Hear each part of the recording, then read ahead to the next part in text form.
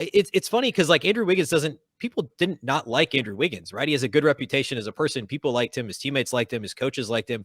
He didn't leave really on bad terms other than, he just had underwhelmed here, but that's because the expectations were so sky high. So I think it'd be a tough pill to swallow because it almost kind of just shows like, hey, this organization couldn't develop Andrew Wiggins.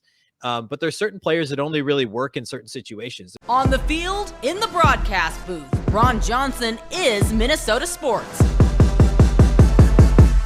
One-of-a-kind opinions, big-name guests, the teams you care about every day. It's the Ron Johnson Show, part of Locked On Sports Minnesota, and it starts now. Welcome to the Ron Johnson Show, and I'm your host, Ron Johnson, on location again. I got my producer, Sam Ekstrom, with me. And as we get started today, I just kind of wanted to talk about everything. One, I finally watched Hustle, the Adam Sandler movie. I don't know if you watched this yet, Sam. I missed it. I haven't seen it yet. I'm gonna, though. But it's good. It's good. I will say this. Right. Anthony Edwards plays a great villain.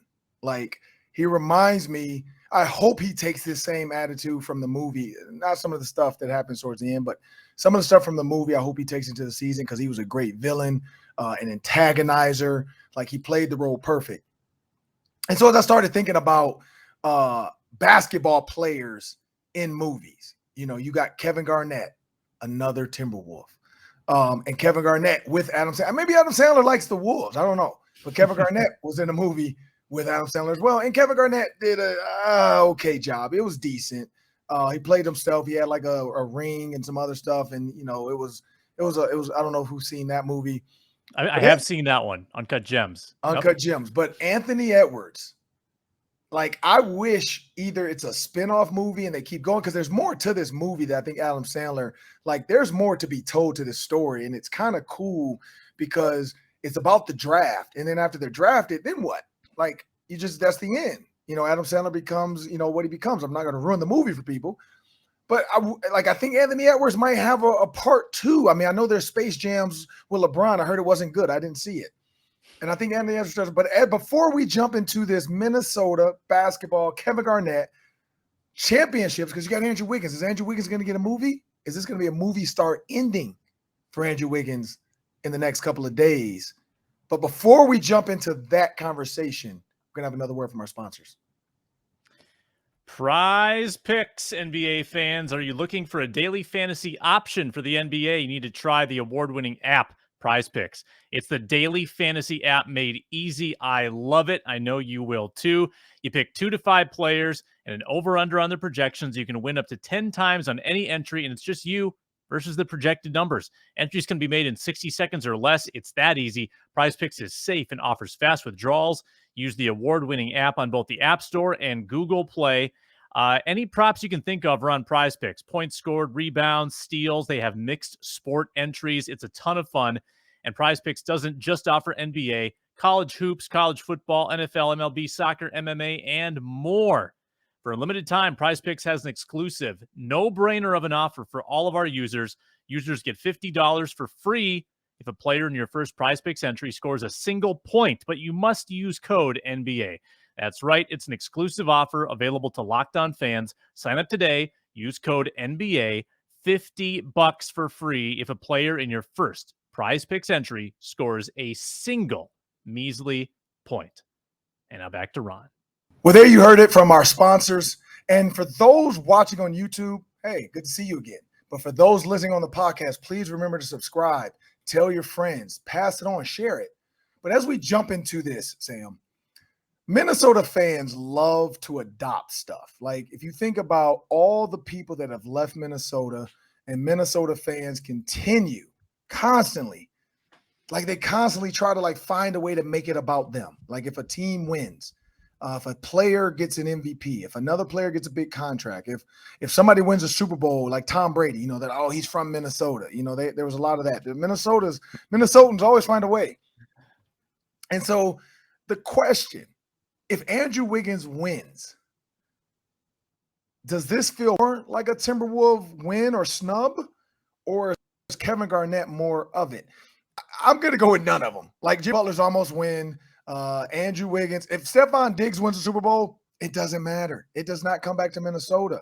So often that's what Minnesota fans will talk about. But this thing about Andrew Wiggins, I don't know if it was players around him, because maybe he's not a Batman. Like, he was drafted first round, top pick to be super everything. Then you get Cat, then you get Levine.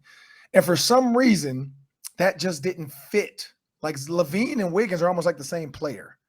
And it's tough to find that. Like, people can say Klay and Steph do the same thing, but they don't. Klay can move without the ball. He doesn't need to dribble. Steph creates, gets loose, does everything. Draymond Green is dirty, nasty. You add all those other little pieces in there. Gary Payton II, he's a defender. He's going to guard anybody from Al Horford all the way down to Jaylen Brown. So he's guarding everybody. Andrew Wiggins, he is not shutting down, but he keeps Jason Tatum under control. He also has a long body. And so when I say that, I always wondered, like,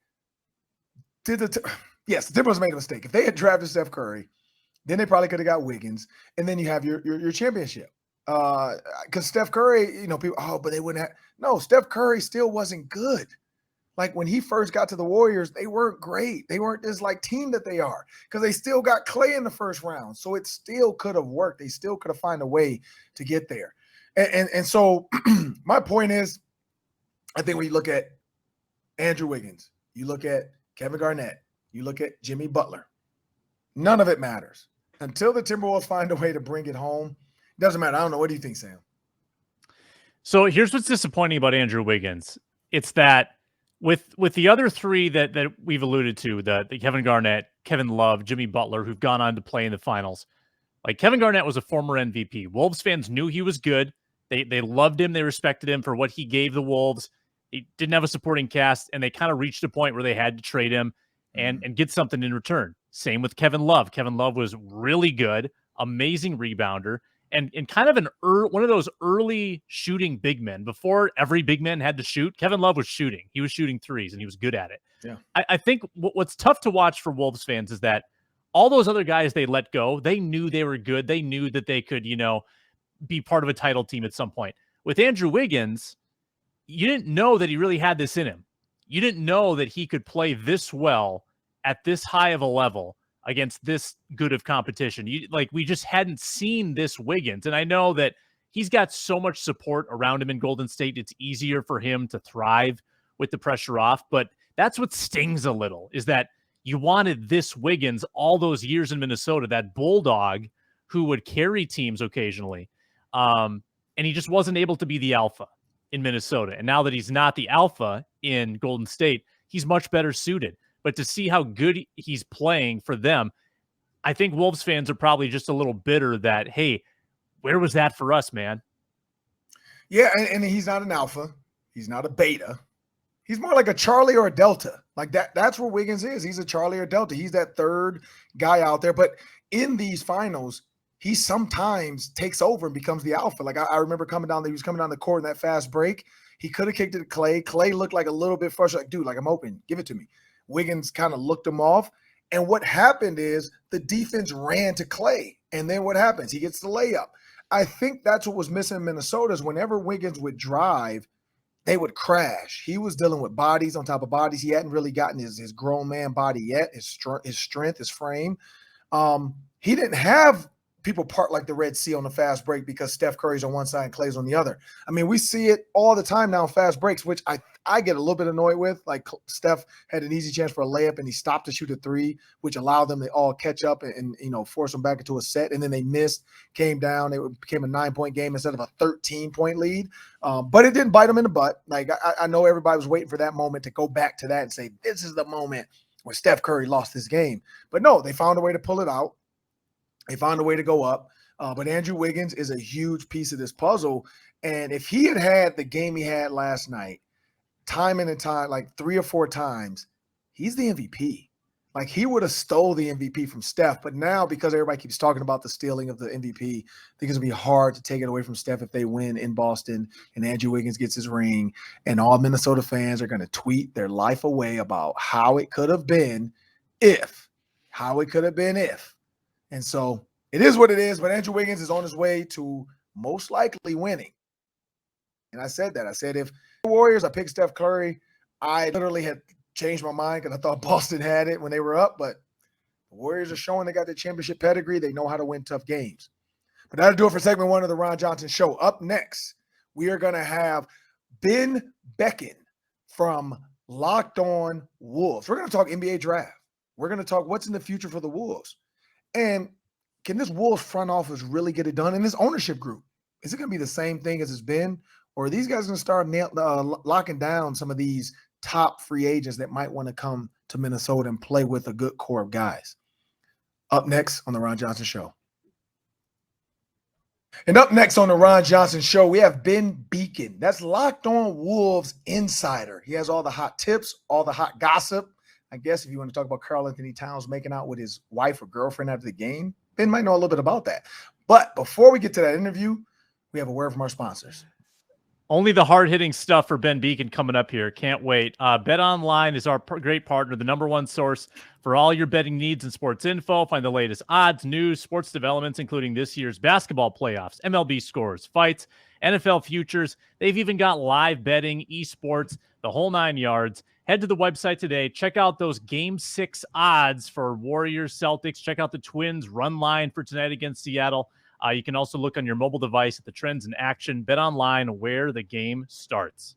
Always thankful for our sponsors on the Ron Johnson Show. Up next, now we have Ben Beecken. As we've been into the show, I did joke about, inside gossip. I'm not sure if Ben has any. If he does, he probably doesn't want to divulge it. But Ben, thank you for joining us on the Ron Johnson Show. As we talk about basketball, and basketball with Minnesota is always a sore subject sometimes when you look at Kevin Garnett, you look at Jimmy Butler, you look at all these guys leave, and then you go back to the draft with Steph Curry. You have all these guys that missed. They missed on Klay Thompson, Steph Curry. They end up getting Ricky Rubio, Johnny Flynn. When you think about that, Ben, coming up with the draft, what do the Timberwolves need to do to kind of put faith back into the fans with this new ownership group, new front office? I'll tell you what, it's just nice to be talking about the draft. The Timberwolves didn't have a first-round pick last year, and a couple years ago was the Anthony Edwards draft, so it's a little bit of a different animal drafting at 18. I guess after the Jimmy Butler year, the Wolves drafted, I think Josh Okogie was the 20th pick, but besides that, the Wolves have either been in the lottery or without a pick going back really decades. They haven't picked, since the good Kevin Garnett years. They haven't picked in this range of the draft very often. So it's a little bit weird, trying to analyze this draft honestly, because the Anthony Edwards year. It was like, hey, they're either going to pick Anthony Edwards or LaMelo Ball. And then last year there wasn't a first round pick. And now it's like, we don't know what's going to happen. They have the 19th pick in the first round, 3 second-round picks. And of course the new front office, as you mentioned, Tim Connolly is now in charge of basketball operations, and he has a great track record coming from Denver, especially in the late first round. I mean, he's drafted guys like Minnesota native and Zeke Naji recently, Bones Highland, Michael Porter Jr. was I think he was the 16th pick or something, kind of middle of the first round. So he's got a good track record of finding these diamonds in the rough. And, I don't know that they need to do that because they have their 2 stars with Karl-Anthony Towns and Anthony Edwards. They need to find a player for the rotation that's kind of plug and play. And really that could be, it could really be at any position. And so in this draft, I know the Wolves have some pretty serious needs in the front court. They obviously lacked in size and rebounding last year behind, Naz Reid. Do you think they need to draft for need with this pick, or is the draft only about finding talent, whether that's guard, center, forward, or whatever position? Yeah, I think mid-late first round's an interesting kind of, because you always hear about draft for need or best player available, right? And you just don't know what's going to be on the board there. So, you could take a swing, like for instance, the Jaden McDaniels pick a couple years ago for the Wolves. They had they actually got an extra first round pick to take McDaniels and Leandro Balmaro. Obviously, the jury's still out on Balmaro. He just played a little bit last year, didn't play at all the first year after he was drafted. So the McDaniels was something of a swing, and it looks like it's going to turn out pretty well. And, you could do that. You could go with a higher upside guy that maybe has a lower floor and just figure maybe we can find a third star, assuming D'Angelo Russell's not around that much longer. Or you could just look for a player that's going to be plug and play in the rotation. And I might be in the minority here. I know they need size. I know they need physicality. I know they need rebounding. But I don't know that, drafting for a backup center is the best use of assets here because, Karl-Anthony Towns is going to play 30, 32 plus minutes per game. So you're talking about 14 to 16 minutes at best and less than that in the playoffs. Naz Reid's a pretty good backup center. I know that he has some holes in his game. That's why he's a backup. But I don't know that that's an efficient use of assets. So in my mind, it's Chris Finch likes to play really kind of positionless basketball and in a sense, and have flexible, switchable defenders, kind of interchangeable parts on the perimeter offensively. So I think really, there's a lot of good wings in this draft, threes that can play the four or fours that can play the three. And that's where I would go with this pick. So I think it's really, to answer your question, which isn't really an answer, kind of a combination of those two things. I think you're looking for the best combination of who's a player that can fit this roster, but also can be plug and play with a little bit of upside as well. And it's just so hard to know who's going to be on the board at 18. So for me, it's wings. I think there's a lot of wings available. And when you think about D'Angelo Russell, though, like that's the elephant in the room for a lot of people. Is D'Angelo Russell the third piece of this puzzle? Does he want to come back? Is it worth bringing him back? Contract could be moved. There's a kid out of Tennessee, Kennedy Chandler, and the only reason I know a little bit about it is because Tennessee actually had a good year. When you look at the tournament stuff and the SEC, some of the games, is that kind of the answer? Maybe finding just a guard from college that did, and he's only a freshman, so he's young. Yeah. But a guard that did well, because D'Angelo Russell does score, but a guy maybe that's more of a facilitator and is going to always be a facilitator with those guys. Yeah, it could be. I think certainly if it's in the cards, and there's all these rumors now. I think Kevin O'Connor, the Ringer, just came out on Monday, I guess it was, and said that the Wolves are actively shopping D'Angelo Russell. I think everybody kind of knows that they're open to trading him. He's got 1 year left on the max deal. So if they're for sure trading him, and if they feel like they can trade him, then it makes sense to take somebody that you think you have on a rookie deal for the next 4+ years. Somebody that you think can play and fit the window of Anthony Edwards and Karl-Anthony Towns and maybe be your third star, or nothing else be kind of the straw that stirs the drink. Then yeah, Kennedy Chandler has some similarities to another recent first-round point guard who made an impact on a playoff team like Tyrese Maxey. There's some similarities there. Somebody who can play make, could use a little bit of work on the jumper, but good enough. I mean, he was like 37%, I think, from three this year. So, that's pretty good, but there's some consistency issues there. But there's also, Ty Washington's another one that's come up quite a bit as a possibility out of Kentucky around that. I think actually that's who the Ringer had mocked to the Wolves at 19. So that's definitely a possibility. There's also the chance, sitting here now a little more than a week out, there's always the possibility the Wolves attach this pick to D'Angelo Russell if they end up trading him, and maybe they need to do that in order to get back, the requisite assets in a trade. That's always a possibility too. And then obviously you've got to find a point guard somewhere else. You can't go into the year with just Patrick Beverley and Jordan McLaughlin. But it's a possibility. Drafting a rookie point guard and just expecting them, if they do trade D'Angelo Russell, to like step in and be the guy is a little bit scary if you want to take that next step as a team, but it's certainly a possibility. Let me call back to our first segment here, Ben. So we talked about Andrew Wiggins potentially winning it all and how it compares to Kevin Love winning it all, Kevin Garnett winning it all, Jimmy Butler coming very close. Where do you think Andrew Wiggins almost winning this thing with the Golden State Warriors ranks among departed Timberwolves going off and winning titles? That's a great question. That's a really weird one. With Kevin Love, it was like you kind of felt good for him because he was always thought of as a good stats, bad team guy. And he won it as the third best player on a really, with one of the best two players of all time. And, Kevin Garnett, obviously everybody was happy for Kevin Garnett because he never really wanted to leave Minnesota in the first place. This is a little different because Andrew Wiggins was never what everybody wanted him to be. And he was never going to be that, right? He was never going to be the alpha dog, the 1A. And he hasn't needed to be that in Golden State. He can play second, third, sometimes fourth fiddle and step up when he needs to. And I don't know. It's funny because like Andrew Wiggins people didn't not like Andrew Wiggins, right? He has a good reputation as a person. People liked him. His teammates liked him. His coaches liked him. He didn't leave really on bad terms other than, he just had underwhelmed here, but that's because the expectations were so sky high. So I think it'd be a tough pill to swallow because it almost kind of just shows like, hey, this organization couldn't develop Andrew Wiggins. But there's certain players that only really work in certain situations. There's tons of famous what ifs, right? Like what if Tim Duncan doesn't go to the Spurs? Is he still Tim Duncan, or are the Spurs the Spurs? Is Popovich? We could do that with a lot of guys. That's obviously at a different level than this, but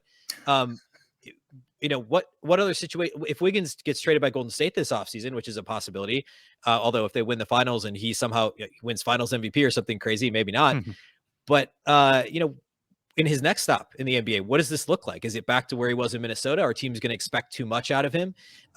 This is really kind of the perfect situation for Wiggins. And to be fair, Golden State's been a perfect situation for a lot of guys that had very different careers elsewhere. Yeah, I mean, Kevin Garnett, not to say he can't win it anywhere else, but he hasn't won it anywhere else. And Golden State did for him what they're doing for Wiggins, what they, like you said, like they do for a lot of people. Andrew Wiggins, he might be the finals MVP. If he has a 30-something point game and they close it out, that committee might be like, wait a minute, this dude shut down Jason Tatum. He's playing defense. He's the Andre Iguodala. Like Andre Iguodala stole it from Steph. Andrew Wiggins might steal it from Steph, and then the Minnesota fans will really feel the sting if Wiggins is a champion and an MVP, and he did not do it in Minnesota. Well, that'll do it for Ben Beecken. I want to thank Ben for joining us on the Ron Johnson Show. That's Sam Ekstrom. And up next, we got the Daily 3. That's 3 questions, 3 minutes each. Stay tuned for that. And now it's the part of the show that I love. It's the Daily 3. Why? Because I wore number 3 in college. That's 3 questions, 3 minutes each. Sam's going to try to throw some stuff out that might stump me. Doesn't ever work. Take it away, Sam. Unlikely that I'll stump you. Here's my Vikings question of the day. We're trying to hit on all these Vikings talkers before training camp. I want to ask you about the wide receiver coach. You know the importance of a wide receiver coach. Keenan McCardell is an NFL legend, and he was the only assistant to come back to the Minnesota Vikings coaching staff from last year. What is the importance of having McCardell back on this staff for Jefferson, Thielen, and the rest of the guys? Well, I mean, the good thing about social media is you don't have to ask questions. Like GMs back in the day, my guess is they had to do research. They had to ask around. You can see social media. So in social media, of course, and in the media, but mainly social media, Justin Jefferson, talked about Keenan McCardell and how, how much he's helped him grow, and how that, Adam Thielen talked about Keenan McCardell and how the room was just different and how his energy was just different from the past. And KJ Osborne talked about how Keenan McCardell helped him grow, because everybody had written KJ Osborne off after some of the mistakes. Keenan McCardell comes in. KJ Osborne is like a solid number 3, where you got to give him a little bit of money maybe in a year or two. And so I think, when you're Kevin O'Connell and you're like, look, the most important thing in my offense, if we're going to be like the Rams, is my receivers coach. And when you look at the guys out on the street, now, one, if he could have pulled maybe the Rams guy to come with him, maybe. But, leaving L.A. after you just won a Super Bowl and you have Cooper Kupp, I don't know too many coaches that would just walk away from that unless there's a promotion involved. So when you look at Keenan McCardell, Super Bowl champion, played the position for a long time. It just made sense. It was no surprise to me that they kept him. And the other reason behind that too, now when you look at the conversation, everybody saying like guys working together, and I want this to be a family atmosphere. I want this to be an open door. Like Keenan McCardell and Justin Jefferson, those guys all get along. Like it's just like a cool vibe. And I remember losing my receivers coach my sophomore or my junior year, which was my best year. I got a new coach in, and not to say I fell off. It just wasn't the same. Sounds like the receivers really stood on the table to get McCardell back. Like they went to the front office and they said, hey, this guy's really important to us. And I get it. I mean, no offense to the receivers coaches they had before, but Andrew Janocko was a college quarterback. Drew Petzing, I don't think he even played college football. Like they didn't have guys that had been there before.